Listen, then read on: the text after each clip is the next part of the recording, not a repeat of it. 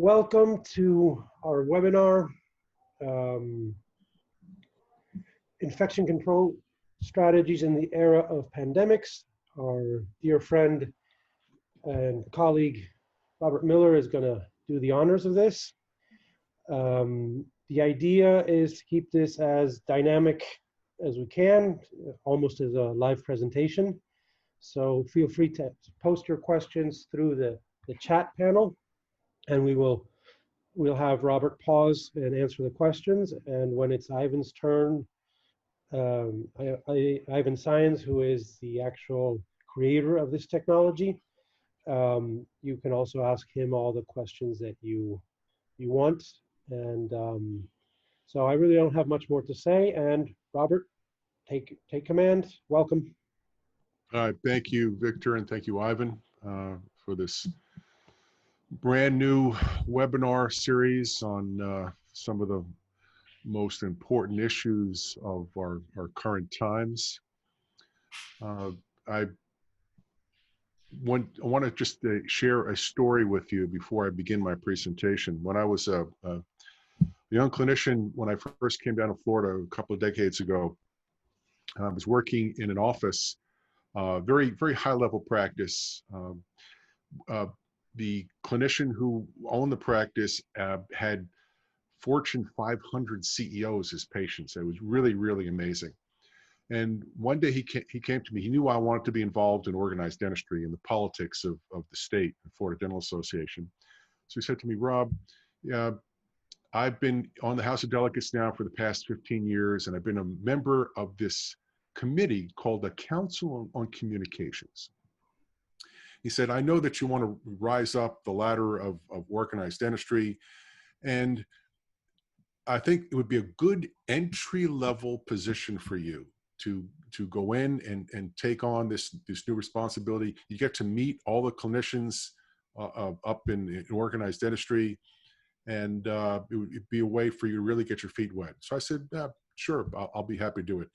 2 months into my tenure on this committee, and you all know this, remember the story, there was a dentist about an hour north of here who ended up being responsible for the transmission of the HIV virus to about a half dozen patients, some of whom died in about a year or so after that. And within weeks, I had television channels coming to my office and putting television cameras in my face and wanting to interview me. And I'm thinking to myself, whoa, this was supposed to be an entry-level position. I'm not supposed to be doing this. And I had to do it. And I ended up actually taking 2 American Dental Association spokespersons training courses because of that. And I became essentially the voice of the Florida Dental Association for myself for almost 15 years, which was a very heady responsibility. So as a result of that, I became hypersensitive with regard to the potential for disease transmission in the healthcare setting, specifically in the dental office setting.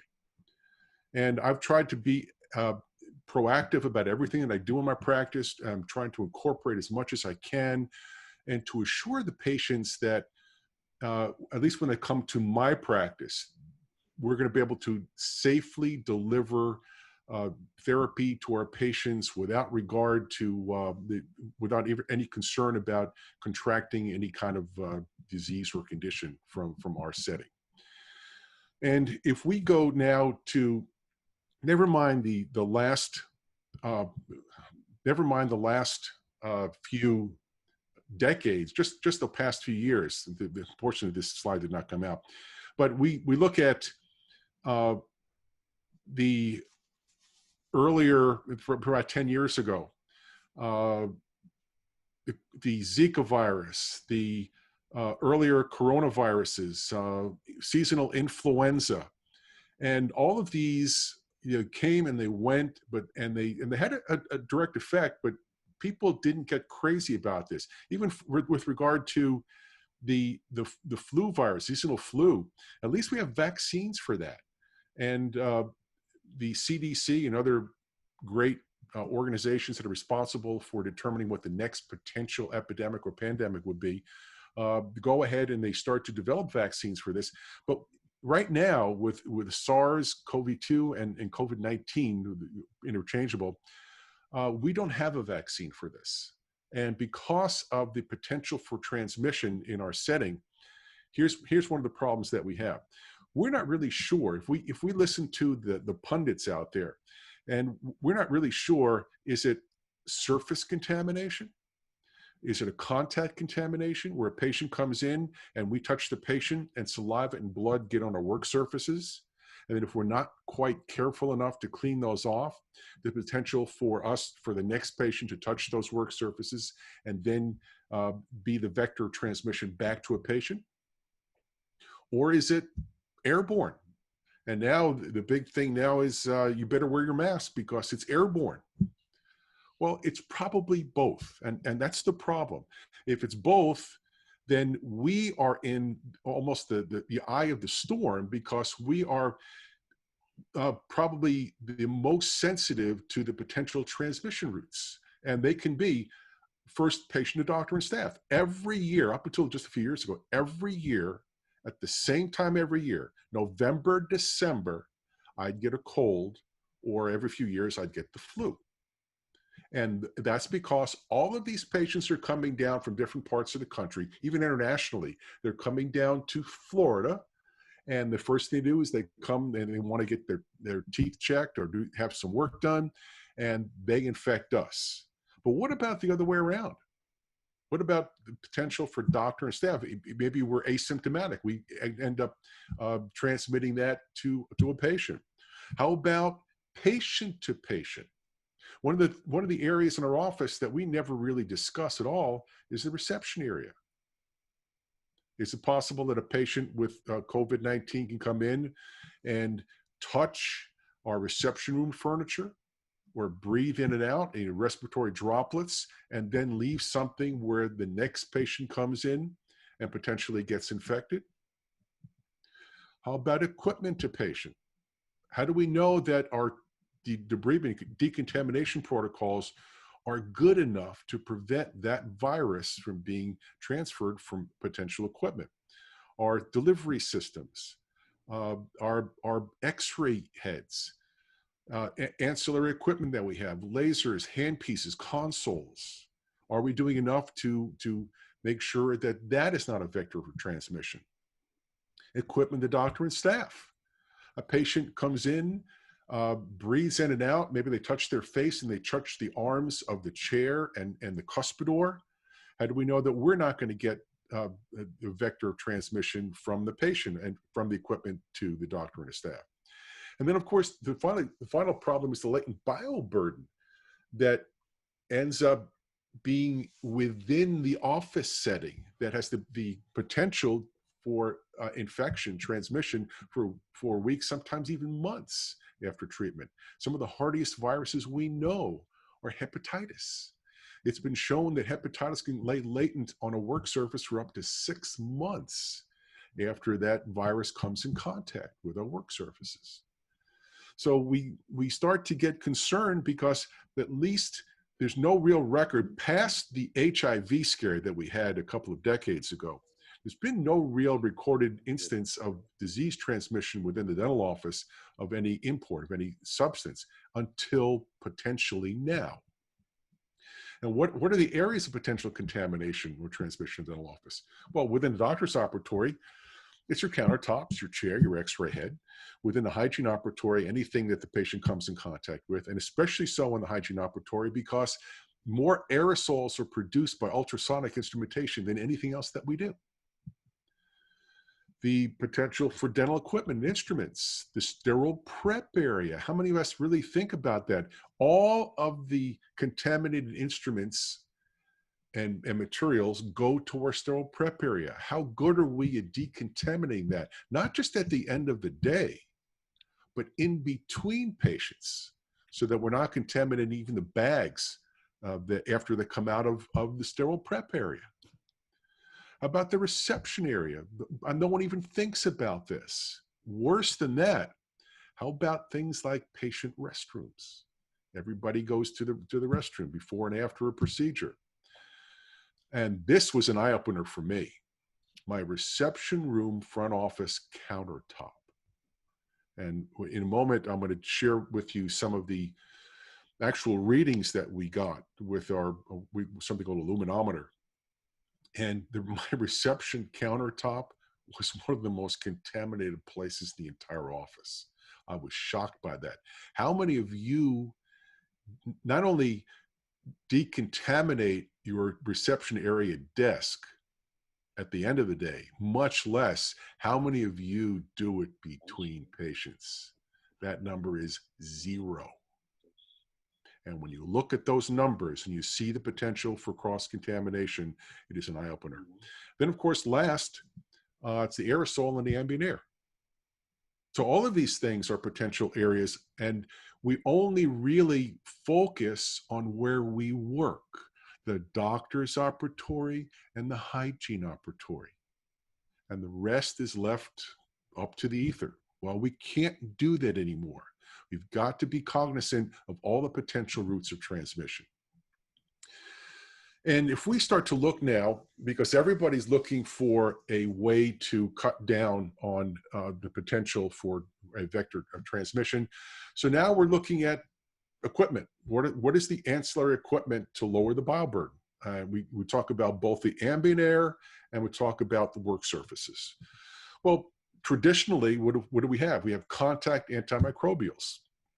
Maybe we have a little plastic tub filled with isopropyl alcohol or a quaternary ammonium compound and isopropyl alcohol, and we have wipes and we wipe down everything, or maybe we have them in a spray bottle. We spray down everything and then we wipe them clean. And we believe that is enough. I don't care whether it's alcohol, glutaraldehyde, phenolic compounds, or quaternary ammonium compounds. We believe that that is enough. Well, after testing my office, I found it was not enough. Then, of course, now with this new instrumentation, people are jumping to some of these things, hoping that this is going to help. And one of them is an aerosol suction device. And while it can cut down on the amount of aerosols within the office, because a lot of it gets suctioned up, it doesn't suction up 100%.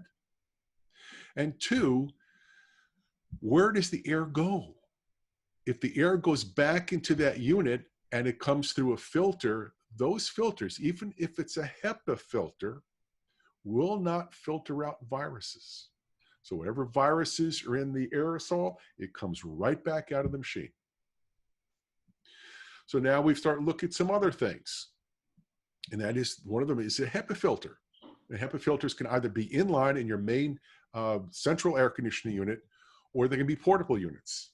Now, HEPA units are good for dust, larger particles, larger aerosol droplets, pet dander, mold, things like that. But the problem is, if you're going to use this, it will cut down somewhat on the bioburden, but you need one of these filters in every single treatment area. Not only every single treatment area, now you're going to need them in the front desk area. Now you're going to need them in your reception area. And that's going to add a lot of cost to what we do. And because it's not 100% and filters have to be changed, well, they degrade over time. So now we figure, all right, if viruses are going to get through our HEPA filters, what else can we do? Next in line from that was a HEPA filter plus of UV light.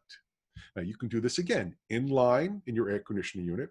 I've got one of these in my home, but sometimes you can't do that in line. So you have to have a portable unit. So I put one of these portable units, months ago into my hygiene operatory. The problem is it's good for the hygiene operatory.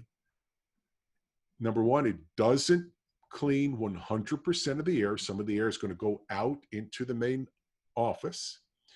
And although it is virucidal, because when the viruses pass through the UV light, they're killed as well. But again, it's an area, it's a small area that you have to use. So if you want this to be effective, not only do they have to be in every treatment area, they're going to have to be throughout the office. And now you're looking at a tremendous expense. Plus, it does not deal with surface contamination, only ambient air. So now we start to look at what are other potential materials there are. And then we came across this thing that's also on the internet, and that is ambient ultraviolet room lights. And ultraviolet light can be very, very effective in killing bacteria and viruses. But here's the problem. And it stands about 2 feet high. This unit here, it's about 2 feet off the countertop.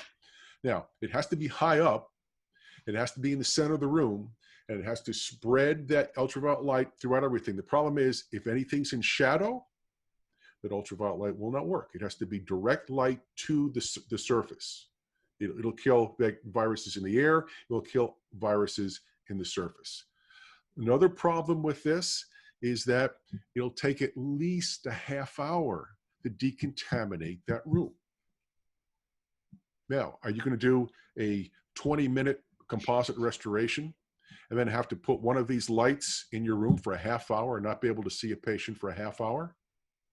How about if you do a complex surgery that's really, really bloody with a lot of fluids, body fluids and things flying around? It may take you up to an hour to truly decontaminate an office setting. And then again, you have to have one of these for every single room. Worse is that UV light will damage your eyes. So you cannot be in the room while these are on. So it's going to be a half hour to an hour in every room between patients. Try being profitable under those circumstances. It can happen. So we start looking at this and say, all right, I've spent an enormous amount of money on all of these things, and I'm still not at the point where I can be confident that I'm going to make my office transmission free or as close as I can to that. And the standard for me today to measure how well we're doing is to measure myself against a hospital operating room. Now, I know what you're saying. We're not trying to create hospital operating rooms here. That's true. We can't. We don't have positive airflows. We don't have ways to close off these rooms. We don't have ways to completely wash down and debride our offices, our treatment areas between patients. But if there were a way to treat the ambient air and our contact surfaces and get the same readings as you would get in a hospital operating room and do so cost effectively, would that be interesting to you? It certainly was to me, and that's why I went this route. And the first device that I looked at was something called an Ionic Plasma Purifier. Now, this looks like a HEPA filter. It is not a filter. There's no filter in this thing. It is a device where the air comes through and there's a titanium oxide mesh. And all of these things that the HEPA filters do not kill, which is mold, viruses, and bacteria, because not only because they're very hardy organisms, but they're very small. They would pass through the HEPA filter. But when we use something like this, it's a device that works through photocatalytic oxidation. And what it does is it creates ions of both hydrogen and oxygen, which then combine to produce things like hydrogen peroxide, hydroxides, and superoxides. Why is that important? Because these materials float in the ambient air. They actually attach themselves to a viral cell wall, and they degrade and they lyse the virus within the air, even before it actually rests on a work surface. And it mimics the activity in our bodies of white blood cells, leukocytes. Leukocytes produce peroxides naturally. That's how they kill viruses as foreign bodies in our own immune system. So we're using a naturally occurring mechanism within the ambient air to mimic what happens in our own body. And this is the way it works. There's a titanium oxide coated surface. The air passes through, and there's a light that goes from the titanium oxide. This produces oxidizers. The oxidizers then attach to the bacterial or viral cell walls, and they produce byproducts. What are the byproducts? Carbon dioxide and water. So there's nothing that comes out of here that's dangerous to the human body. And yet it makes all of these things incapable of reproducing. And organic pollutants are also broken down. If you have mildew, if you have odors in your office, you can get rid of the odors as well. It breaks those down as well. And this is my surgical operatory. And here is the Ionic Plasma Purifier. That's the sound. You can hear a phone ringing in the background. It's that quiet. And unlike HEPA filters that you have to have in every single room, one unit will treat up to 3,000 square feet. So as these ions are coming out of this device, the Triad Air, it's getting taken up into my air conditioning unit, and then the air conditioning unit is spreading that throughout the office. So these ions are working 100% throughout the entire square footage of my office. That is taking care of the ambient air vector. But it will not take care of anything that now rests on my work surfaces, because once it's on the work surface, it does not move, it will not float around the office. We have to have one additional way to treat those. And that is going to be through something called a NanoCeramic antimicrobial surface treatment. And it's from Earth-Safe Technologies. And it's a material that's actually applied to the work surfaces. And I'm going to share what that is and how we measure the effectiveness of it and how everything is applied. Now, before I agreed to have this company come into my practice and apply these surfaces,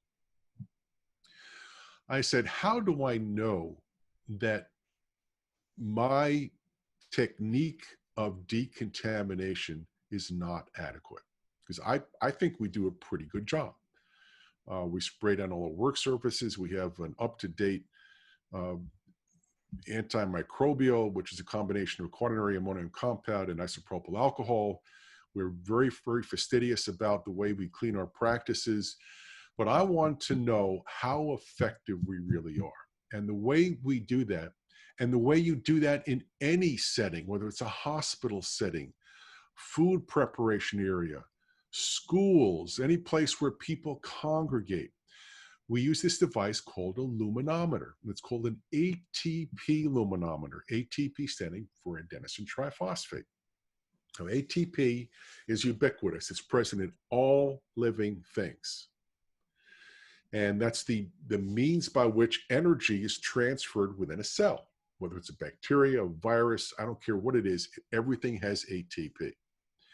So what we're measuring is not how many viral particles there are, not how many bacteria colonies there are.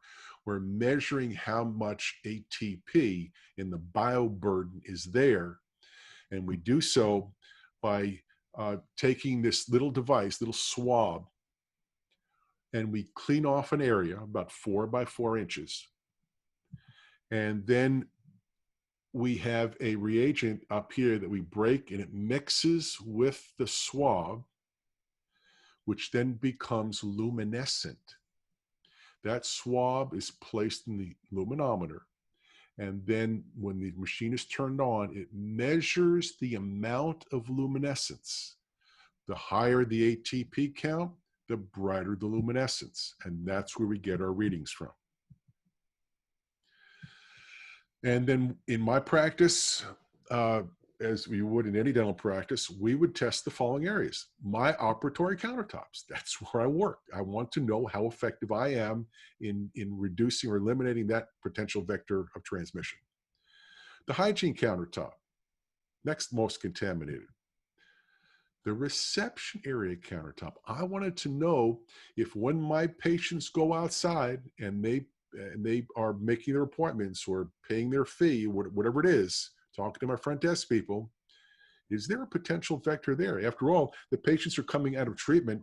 They have aerosol on their clothes, on their body, on their hands and arms. And their hands and arms and their bags go right on top of my countertop. I want to know if that's a potential vector of transmission. Then a sterile prep area where all the contaminated instruments go. The patient bathroom. Everybody comes in, comes out, they use the bathroom, and then they may go out to the reception area. They may come into our treatment areas. If someone who's been asymptomatic with COVID-19 goes in and starts to touch things, and the next patient comes in, we don't clean between patients. Nobody does that. That's a potential vector of transmission. Things like x-ray heads that we grab to take a quick picture in the middle of a procedure. We tested all of these things, and then more than that, but those are the primary things that I wanted them to test to let me know how effective we were. Everything is working fine, all right? And how this works is basically we're going to be using a media swab, which is basically this little thing that's in here, all right? And we're going to try and measure an area, which is basically like a 4x4. We're going to go in 3 different directions, all right? And it's a unit that is breaking the biofilm from the surface that we're going to measure, okay? Go in one direction. We go on a cross direction, on, and finally we go on a diagonal direction. And I don't know if you can see in the video, but as I'm going through the swab, I'm spinning the swab so that it kind of has all the surface of the swab collecting samples from the surface. Now, back into the tube, and we're going to activate it. Okay. Now we have product. We have a chemical reactor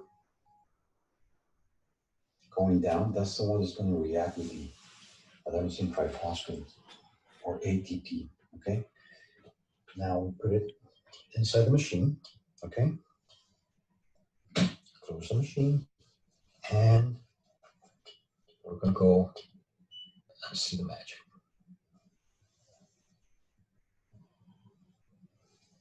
This is the countdown where we're waiting to see what the luminescences.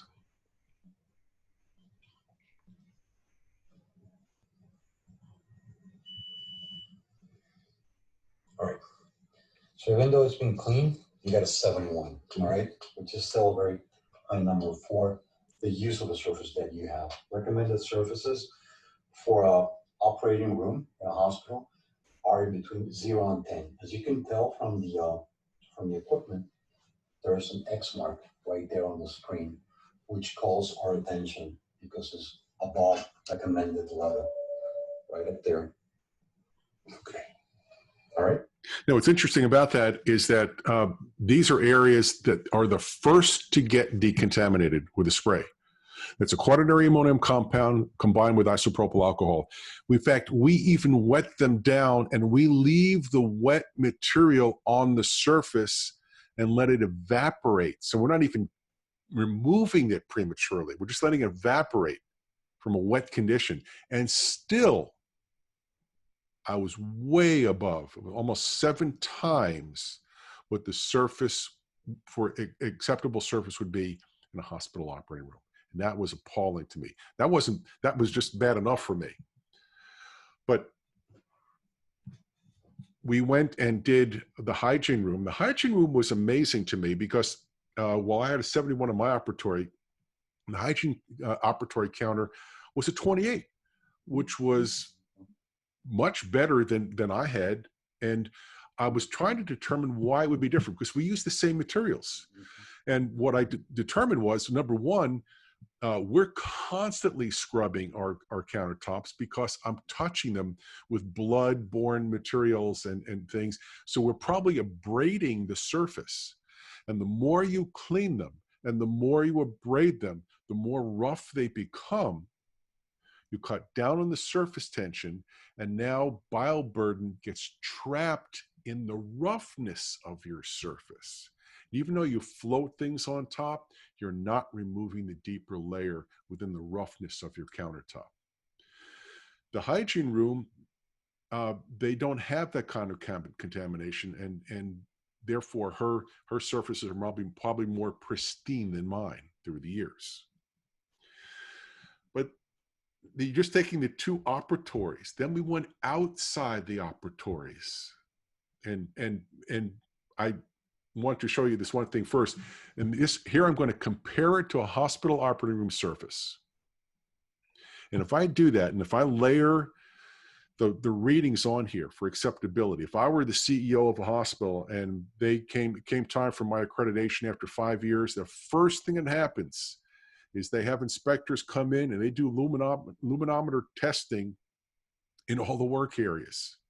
And you better be within that range, that pass range, or you will not get your accreditation back. It will shut you down. So between 0 and 10, that would be hospital operating room standards. 11 to 30 would be cautionary. My hygiene room was within the cautionary area. But 31 and above is a failure when it comes to comparing that to hospital operating room protocols. And I said, all right, this is not acceptable to me. I want to bring that number down, if possible, to this range, 0 to 10. And I want to do it simply. I want to do it effectively. I want to be able to get that between every patient. Now, what's worse than that is we went outside the operatories and we went to the main part of the office, and I started taking readings in other areas. And then that was a shocker of my life, because I went into the bathroom, which I figured would probably be the most contaminated, and I had a reading of 157 in my patient bathroom. Then I went to the surface of my front office countertop, and I got a 251. And at that moment, I realized that by simply concentrating on my work areas, I really wasn't making my office as safe as possible. I need to start addressing the other potential areas of contact in my office: front desk, bathrooms, sterile prep area, even the reception area. So the treatment sequence that we commenced, when I agreed, I said, all right, you've made your case. I want my office treated. Let's go and do this. The first thing they do is they come in and do something called a pre-application cleaning. The process begins with a very thorough cleaning of the surface. And what is the cleaning material that we're using here? We're using polytherapy surfactant, multi-purpose degreaser first, and then we disinfect. Okay? Mm-hmm. We use a combination of an alcohol-based quad sanitizer for this purposes.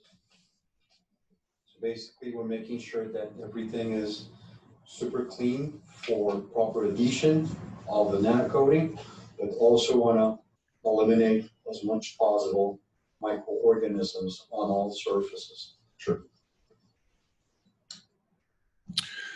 So in order to get this material to bond, you have to remove the bioburden, any potential biologic material, plus any oils, greases. If you're sterilizing your hand pieces, there's oils on top of this, fingerprint, skin oils. All of it must be completely debrided so this material will adhere to that surface and fill up those voids. Then we do the first application of the NanoCeramic coating, and they come in and they will put this coating on any surface where the doctor and staff come in contact with. They will put it on any surface where the patient comes in contact with, outside of the treatment areas as well.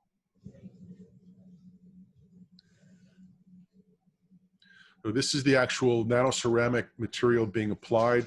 You see it's glowing blue. That's an ultraviolet light.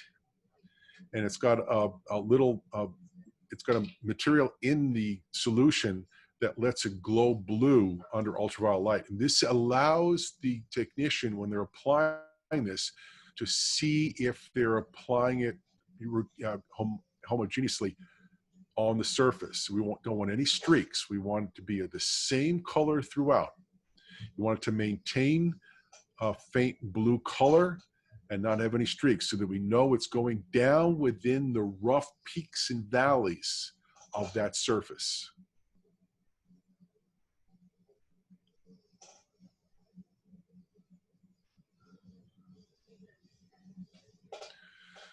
Now, the important thing to realize about this is that it's not just a smooth coating that goes on. This nanoceramic material has a built-in quaternary ammonium compound, which makes it antimicrobial. And because it's held within the surface, it will continue to be antimicrobial as long as that surface is intact. Where else do we have those kinds of materials? They're making kitchen countertops now with this material built into it. It's antibacterial. Excuse me, Robert. Yes. We have our friend here, Juan Carlos Huitrago, who also Yes. had his office enjoy the benefits of this, and he would like to share something with you guys. Oh, sure. Go ahead. Go ahead, Juan. You there? Wait a second. There you go. Okay, how about there? Okay, how are you, Dr. Miller? Good. How are you? I'm doing okay. I just want to mention something because I did exactly the same labor that you've been doing. And as you mentioned, the most unexpected place of the office is with the high readings. As you mentioned, you know, you believe, oh, the people, the patient's bathroom, oh, it should be contaminated. People doesn't care about cleaning and everything. I'm gonna tell you, one of my highest reading was in the CBCT. And Yes. if you look at the machine, Yes. you look at the machine, it's immaculated, clean. They spray the machine every time. We have the barriers, patient holding barriers and everything. And the highest reading was there. How? How you get so contaminated in a machine that is not even in the room, not exposed to the aerosol of the high speed pieces.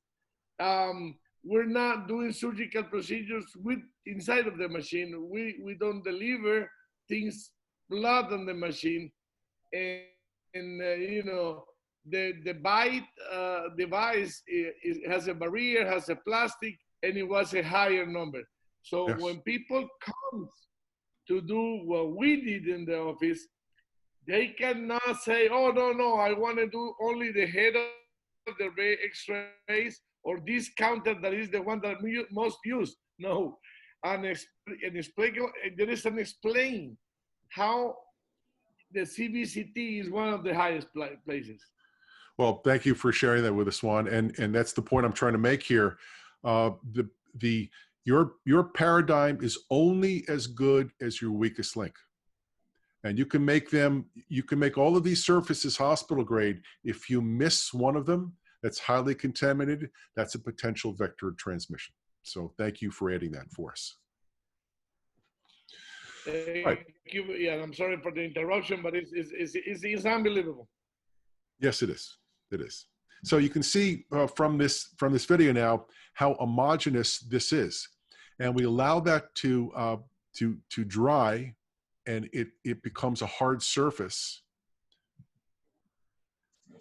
And then I went out and I said, all right, we're not just doing my work areas. Anywhere where there's potential contamination, in this case, patient to patient, will also get treated. So I had them go out and I had them treat the reception area of furniture. Even if a patient's not coming for treatment, they may come with a friend or a guest, a spouse, and the spouse may be contaminated, and they're sitting out. Your X-ray units.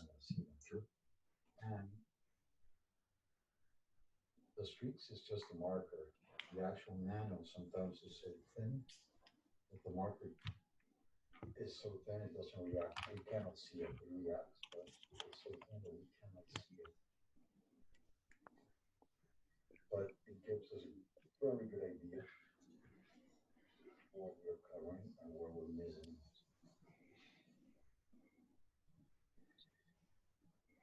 The important critical part of the process is pressure. And you cannot apply much pressure. Too much pressure is going to take it away. And the back stick. Too little pressure is not going to help us spreading it the way it should be spread all over the surface. So we spend a lot of hours dealing with it.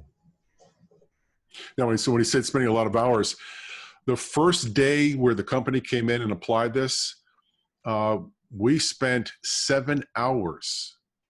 The first 2 to 3 hours were just debridement, cleaning the surfaces.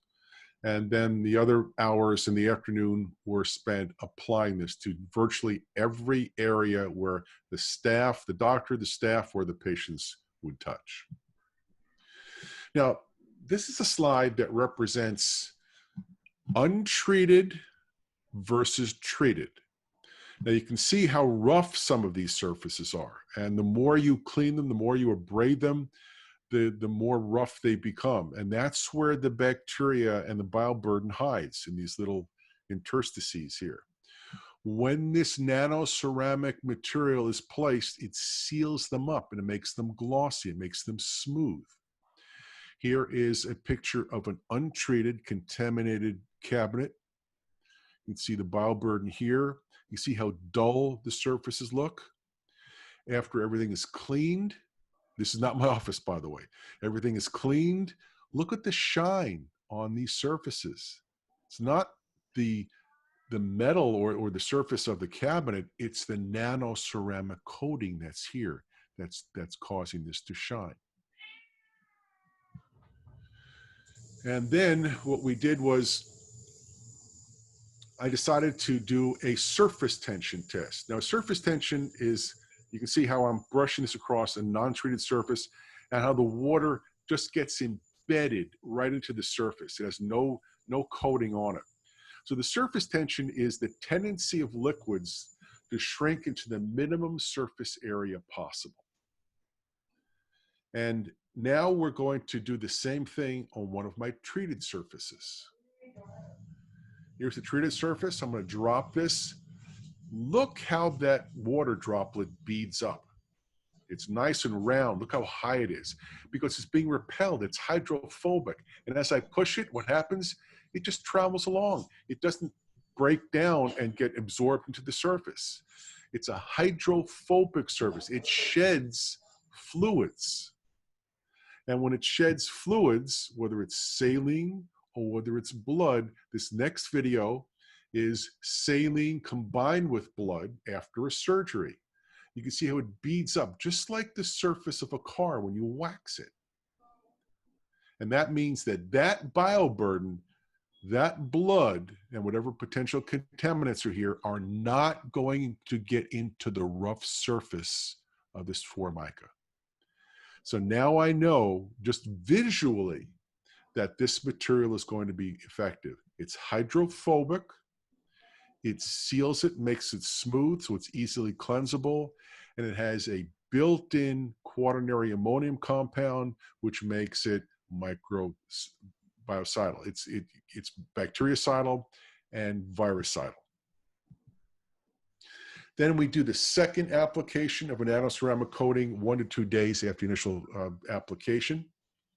So it's best, if you're going to have this done in your office, it's best to do it over the weekend where you're not going to be working, because you don't want to put the first surface on and then contaminate it again before you put the second one on. It actually had pretty good readings in the hygiene area. This is post-treatment measurements to see where we are. Aerosol load for anyone, any provider in the office. Now this was a 28. So the hygienist was doing pretty good. This was a 28 in illuminometer. This is unwiped, just taking just what the hygienist did before she left the day before. Now, she did use that. And we did not wipe these surfaces down before we take our luminometer reading.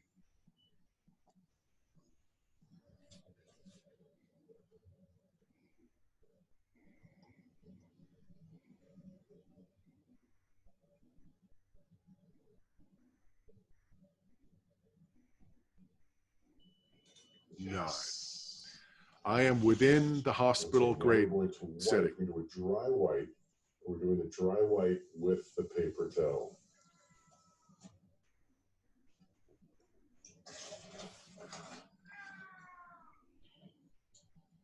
Now that was dry. There was no quaternary ammonium compound cleaner on that, just dry.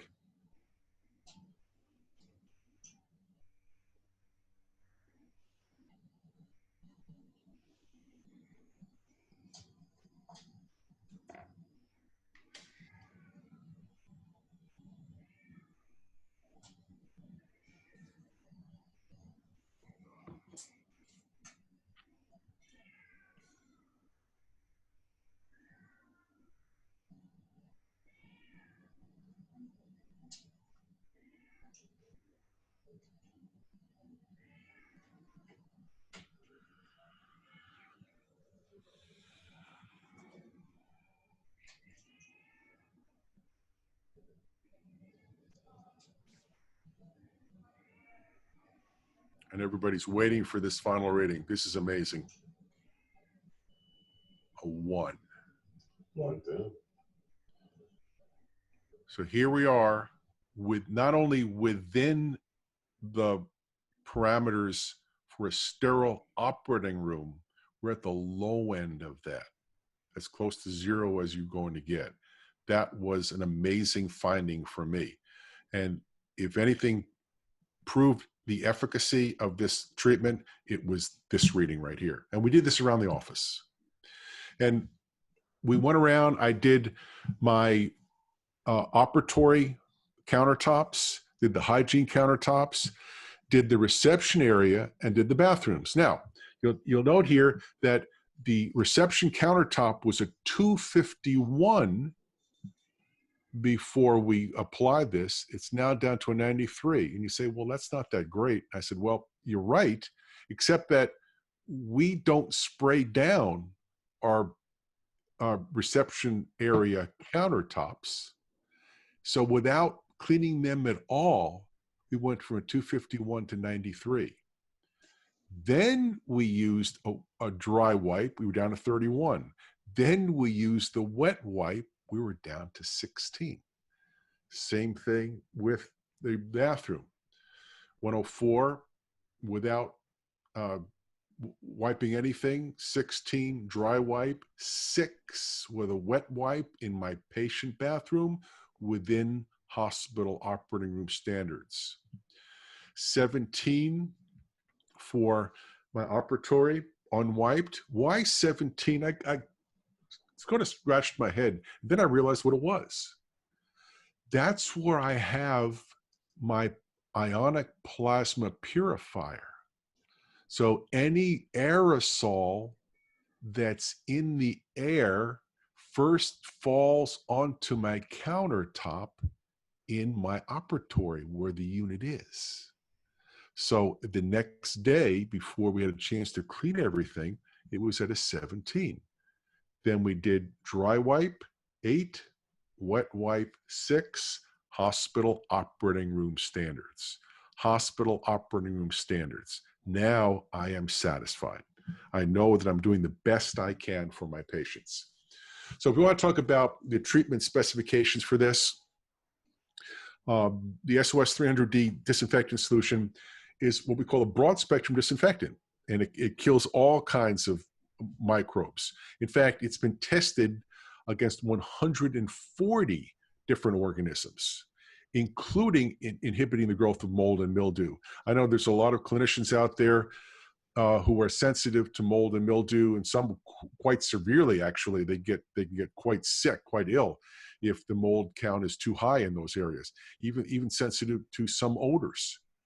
And for clinicians like that who have to spend their days in work environments like that, in what we call the sick building syndrome, these between the Ionic Plasma Purifier and these work surfaces, that dramatically reduces or almost eliminates this problem. The coating contains black light tracer elements, and that allows the company to come back in periodically and see the pristine nature of the surface. And as long as you're using the proscribed cleaning agents, that they guarantee that for 2 years. But they also told me that if you really take care of it and use only their surfactant to clean it, it's a good possibility that it will last 3 to 5 years. They can check by simply using the black light to see how homogeneous that blue layer remains.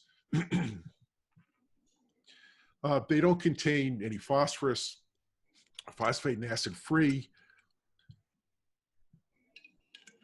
There's no cross-contamination on treated surfaces. You're not going to leave a grit or a soap scum on the surface. You will effectively control odors by the microorganisms that colonate these things.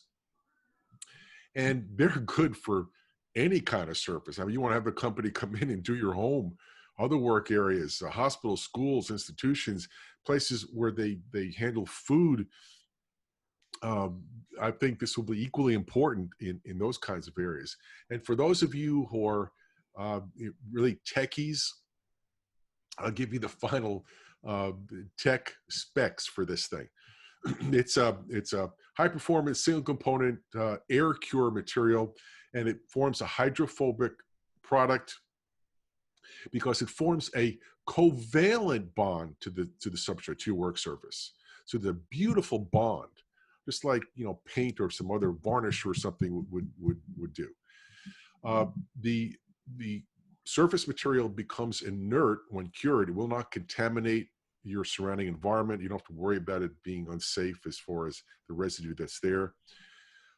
It's extremely hydrophobic, as you saw in the videos, which makes it water repellent, not just water repellent, but any kind of fluid, saliva, blood, so it doesn't go down into the microporosities of your work surfaces.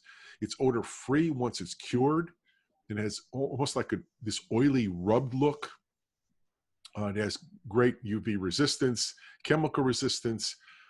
It soaks in. It's not just laying on the surface. It actually soaks into the surface. It's covalently bonded to that. The post-treatment contraindications. This is what, when you have this done to your office, I know a lot of you will after seeing this. One of the things that you do not want to do, you cannot use alcohol-containing cleaning agents. So all of that wonderful isopropyl alcohol that you've been using to clean your work surfaces, that's gone. You cannot use any chlorine-based cleaning agents. The Cloroxes, the Lysols, any of those things are also gone because they can break down and they can strip off. They're solvents. They strip off the material that's been placed on there. What you will use is their proprietary surfactant, which is a quaternary ammonium compound. And I'll show you a picture of that in a moment. It's just diluted with distilled water, and it prevents the degradation of the surface. So here's the bottle that you get from the company. You put a little bit into this little upper container, you pour it into your spray bottle, and then you fill up the balance of the spray bottle with distilled water. Now notice the shine on the sink here. This is my sterile prep area. I apply this material to the sterile prep area. It beads up. Whenever it gets wet, it beads up just like a newly waxed car. It's amazing. Everything in my sterile prep area has been treated. As far as post-treatment warranty and measurements, the company will warrant this for 2 years. If you take care of it, it's likely to last anywhere from 3 to 5 years, and you can test that with an ultraviolet light. They will come in if you want, and they will do periodic post-treatment luminometer testing. So you can actually test over time the efficacy of your treatment.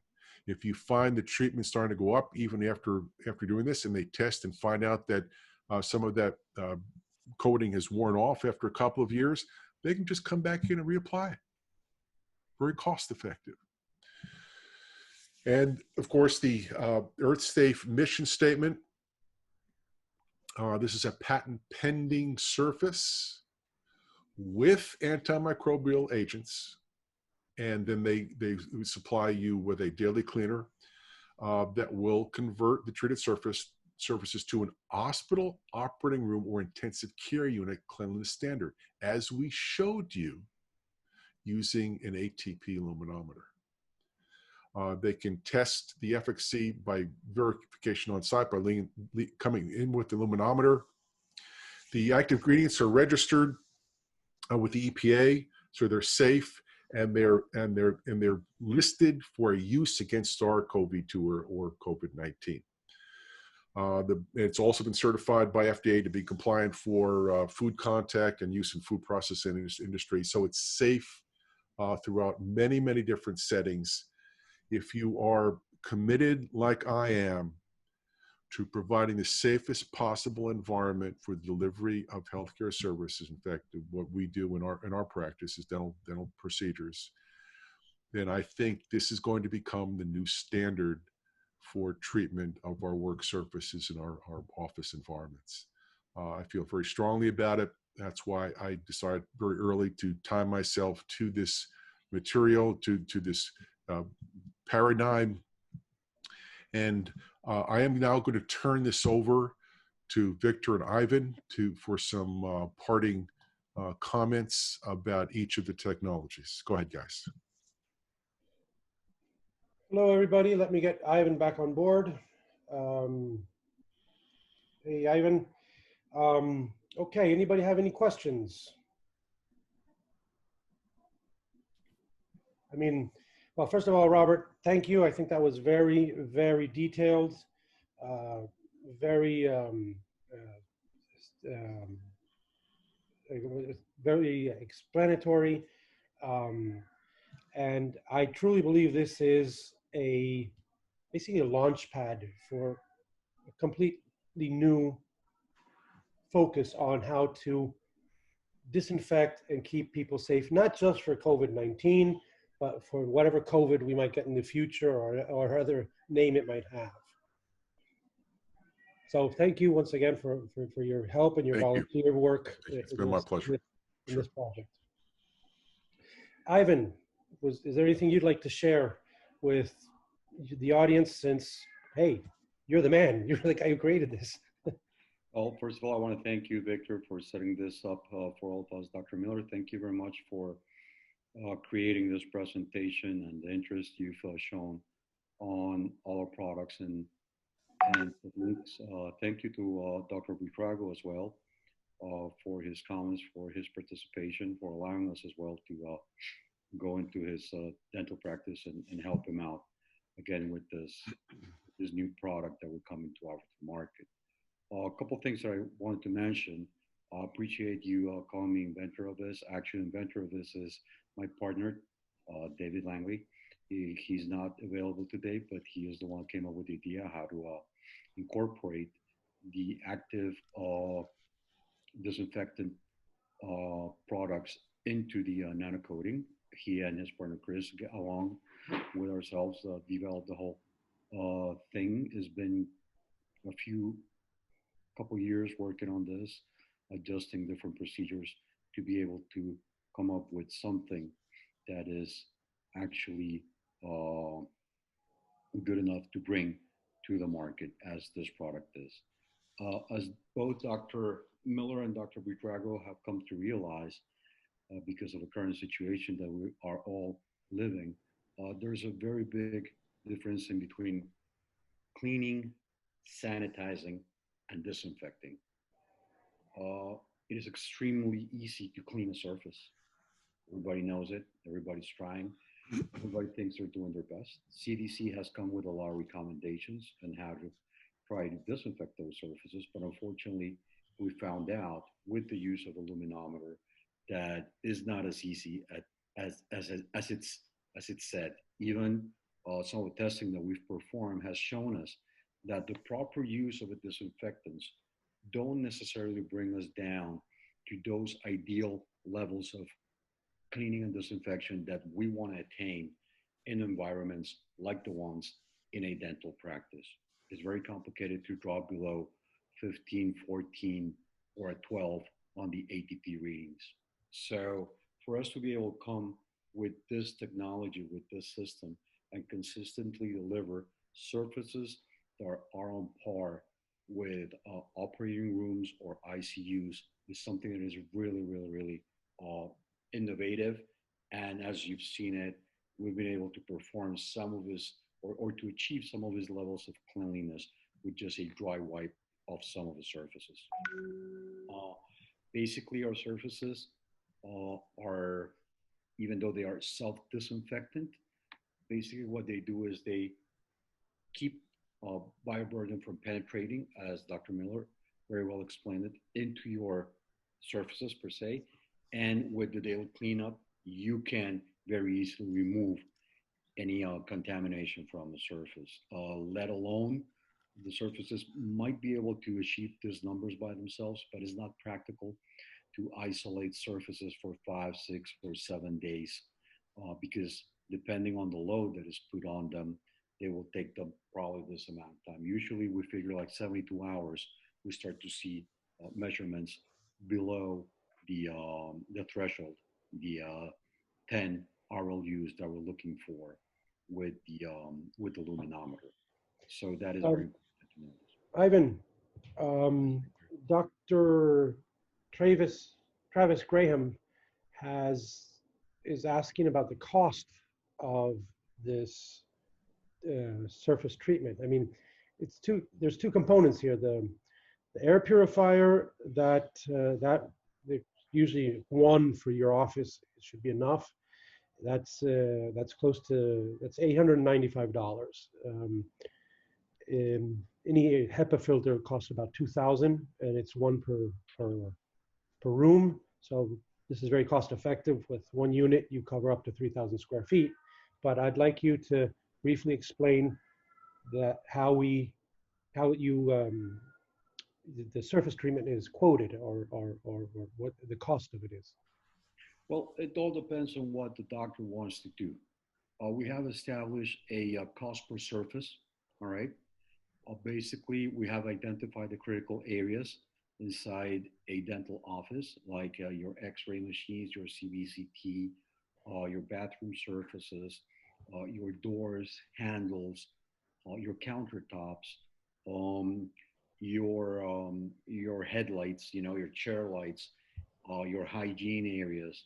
All those critical areas have been identified, and since there are no two identical dental practices, it's very complicated for us to come up and give you, you know, what this price is out of a get-go.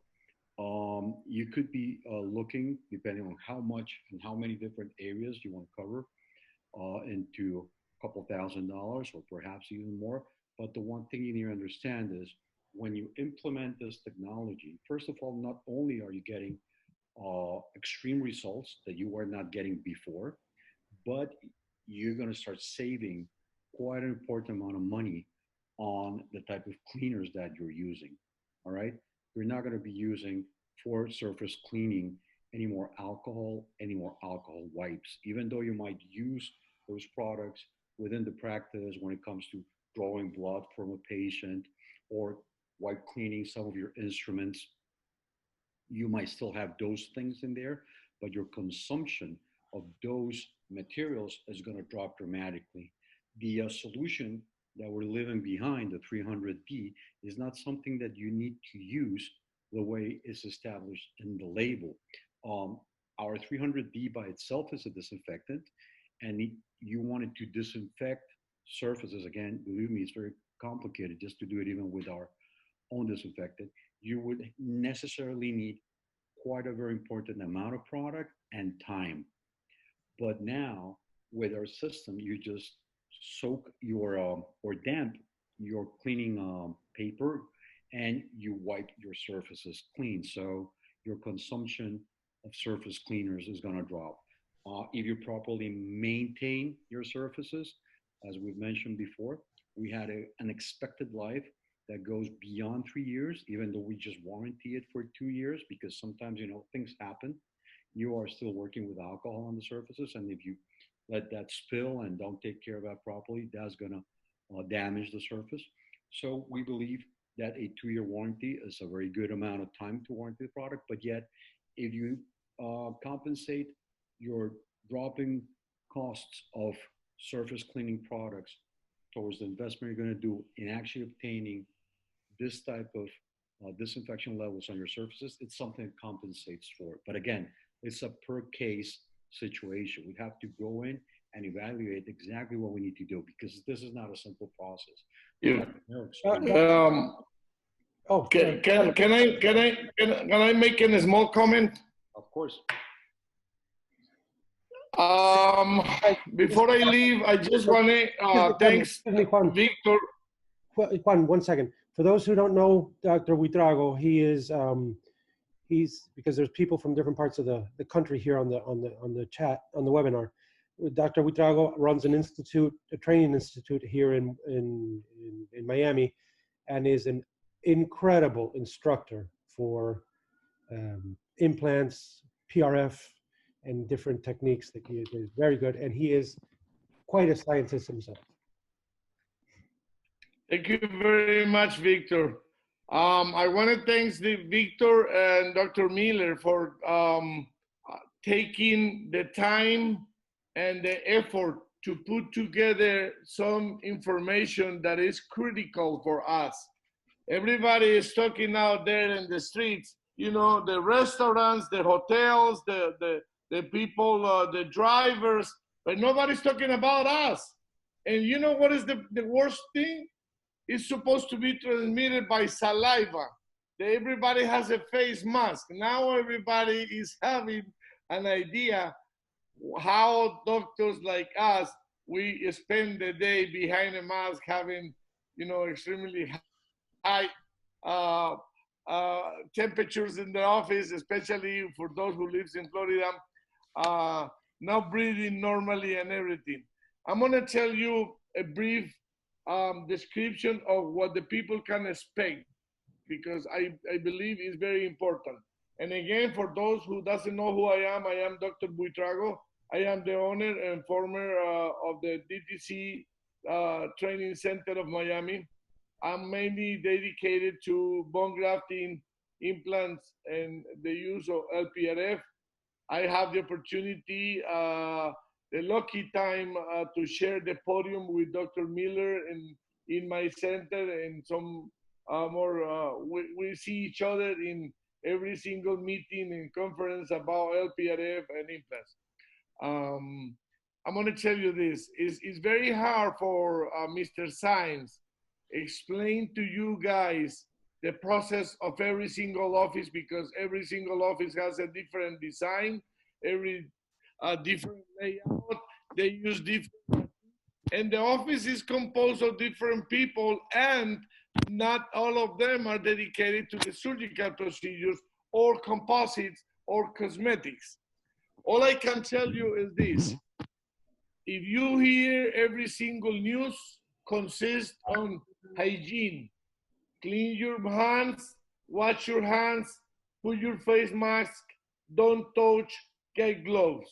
Well, for those who doesn't know, long time ago, University of Florida, where I am a faculty member, they long time ago, they run a test. What happened if the saliva were red? And if you can imagine, Dr. Miller is laughing because it's true. The whole thing, even the ceiling, yep, places where you know how to get that thing got there is red. Yep. So if you really want to save time, if you really care about yourself, first of all, and also, of course, the patients, this is the most effective cost procedure you can do in your office for 2 reasons. Every single day I walk up in my office, I am completely relaxed because 12 hours of the NanoCeramic has released the ammonium quaternarium as completely sterile my surfaces. So I can start a fresh day without spraying all over and everybody from everything. So the first thing you have to do is get a consultation. the prices and the maneuver of cleaning differ from one office to the other one. It's not the same.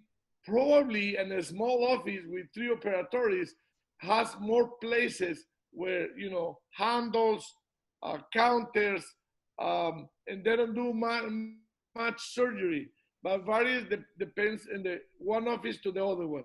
And the second thing, it will be, you know, too long for Mr. Science explain to everybody how it's composed.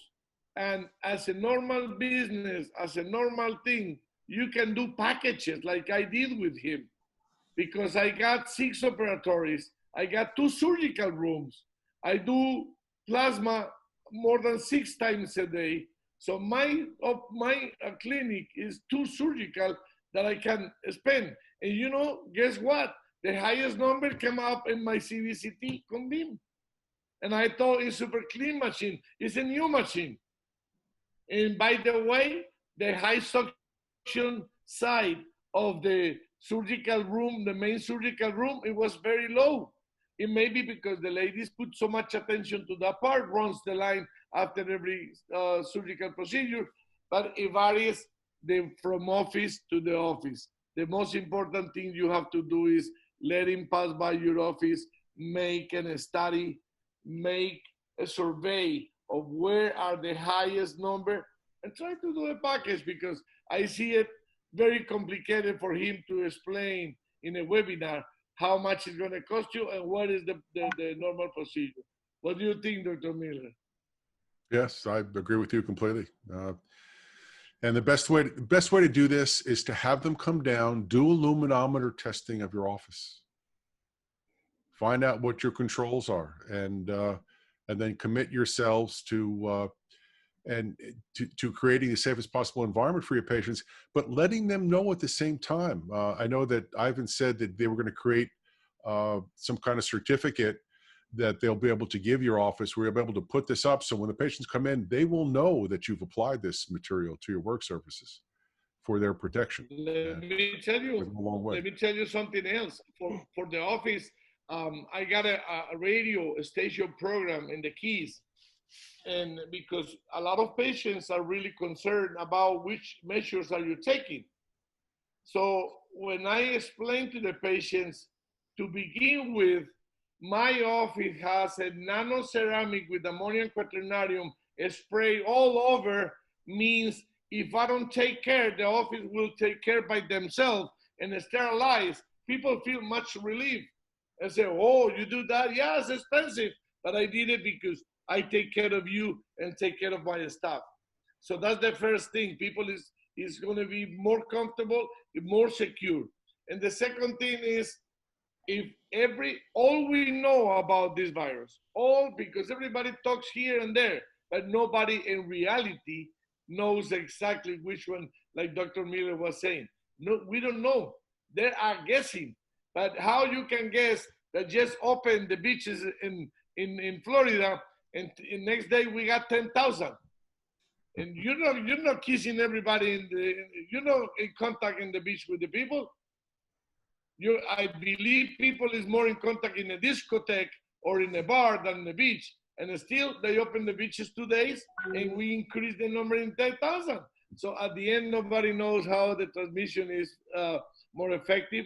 But if they said the best way is cleaning surfaces, cleaning your hands, spray with alcohol, all you can do, the safest and cheapest and quickest method you can have in your office is having the people, the earth-safe people, and make a complete estimate about your office. I feel very pleased with the results. I'm extremely happy. I'm more than happy because 2 weeks after they make a second measure, and I'm Superman. Everybody, every single room under 10. So it's good. Okay, yeah. Honestly, when I first met Ivan through Juan Carlos, I was a bit skeptical. I'm like, it sounds almost like snake oil. But honestly, I was amazed, and so here we are. I mean, do you have any other questions out there? I see that we don't really have many questions, which is surprising because, well, maybe the presentation was so clear that there's not much to ask. It was extremely clear, Dr. Miller. He's the man. Thank you. And so I think we can wrap it up. If there's any other questions, please send them in now. And if not, most of you know me, and you can contact me, or you can contact Dr. Miller if you know him or whatever. Just don't be hesitant with your questions, and Ivan or myself will be more than happy to go out to your offices and run the ATP measurements and see where you're at, how effective, what you're. I'm going to take the small advantage of your webinar. I'm going to take the small advantage of your webinar to let you know, everybody, that August the 8th, I'm having the first course of LPRF during this year. In October, it comes advanced bone grafting and implants. Everybody has a very good night. Dr. Miller, it's a pleasure to see you back again. Good to see you. Ivan, thank you for everything. Already we have a doctor here who wants to schedule an appointment. So we'll take care of Mrs. Perezo, who everybody knows a little bit. Rosana is a wonderful professional and a wonderful person. So we'll set something up with Rosana as soon as we can. Okay. All right. Thank you, everybody.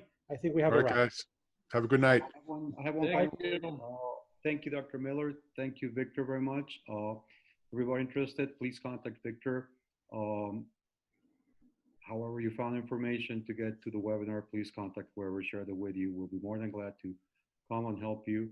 And if anything, measure where you are, and of course, guide you how to better implement the process where you can, like Dr. Buitrago and Dr. Miller did, and feel comfortable with what they have done for their environment, for themselves, for their staff, and for their customers.